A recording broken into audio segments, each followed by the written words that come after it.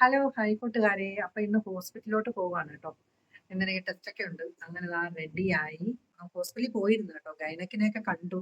ഇത്തിരി പടി തുടങ്ങി. അപ്പൊ ഇനി കുറച്ച് കുറച്ച് കാര്യങ്ങളൊക്കെ ഉണ്ടല്ലോ. അപ്പൊ എനിക്ക് കുറച്ച് ദിവസം കൊണ്ട് ഇത്തിരി വയ്യായിരുന്നു.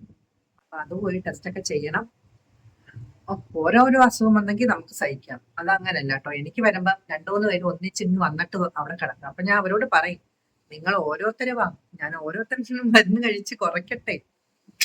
കേൾക്കൂല. നമ്മളെന്തായാലും സഹിക്കണം അല്ലേ? അതിനുള്ള കെൽപ്പ് ദൈവം തരും.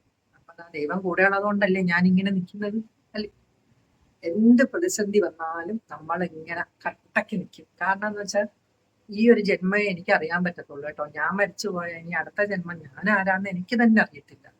അതുകൊണ്ട് വേണ്ട, എനിക്ക് ഈ ജന്മം എല്ലാ സുഖദുഃഖങ്ങളും അനുഭവിച്ച് മരിക്കുക എന്നതാണ് എനിക്കിഷ്ടം. അതുകൊണ്ടാണ് എല്ലാം ഫൈറ്റ് ഇങ്ങനെ ജീവിക്കുന്നത്. ടെസ്റ്റും കാര്യങ്ങളും പിന്നെ നമ്മൾ ഫുഡും കൊടുത്ത് ഞാൻ പറഞ്ഞില്ലേ, നമ്മളെ സ്വന്തക്കാർ തന്നെ ഹോസ്പിറ്റലിൽ കിടക്കുവാണ് കേട്ടോ. അപ്പൊ ഫുഡും കൊടുത്തിട്ട് നമ്മളെ കാര്യങ്ങളൊക്കെ ചെയ്യട്ടെ. പോയിട്ട് വരാം. അപ്പോൾ നമുക്കിനി ചോറ് മതിയാട്ടോ. അപ്പോൾ ഞാൻ ചമ്മന്തിയും രസവും പിന്നെ ചക്കക്കറിയും നമ്മൾ ഓമന ചേച്ചി ചക്ക കൊണ്ടുവന്നേ അത് കറി വെച്ചിട്ടുണ്ടായിരുന്നു. പിന്നെ ബീട്രൂട്ട് മെഴുക്കുരട്ടി, അച്ചാർ, ഇത്രയായിരുന്നു കറി. അപ്പോൾ ആദ്യം ഞാൻ മീൻകറി കൊണ്ടുപോകണ്ടെന്നാണ് കരുതിയത്. പിന്നെ ചക്ക ഉള്ളതുകൊണ്ട് മീൻകറി എടുത്തു കേട്ടോ. അപ്പോൾ ഇലക്കകത്ത് തന്നെ ഞാൻ ചമ്മന്തിയും മെഴുക്കുരട്ടിയും വെച്ച് ചോറും പൊതിഞ്ഞങ്ങ് വെച്ചു. വേറെ ഇലക്കകത്താണ് ചക്കയും പിന്നെ നമ്മൾ ആ കടുമാങ്ങ അച്ചാറും കൂടെ ഒരുമിച്ച് പൊതിഞ്ഞ് വെച്ചു കേട്ടോ.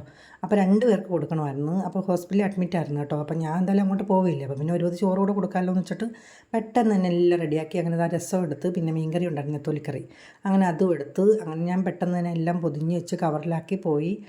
പിന്നെ എൻ്റെ ടെസ്റ്റും കാര്യം കഴിഞ്ഞ് അവർക്ക് ചോറ് കൊടുത്ത് അവർക്കെല്ലാം ഇഷ്ടപ്പെട്ടു. അപ്പോൾ എന്താ ഇവിടെ ഇത്രേ ഉള്ളൂ.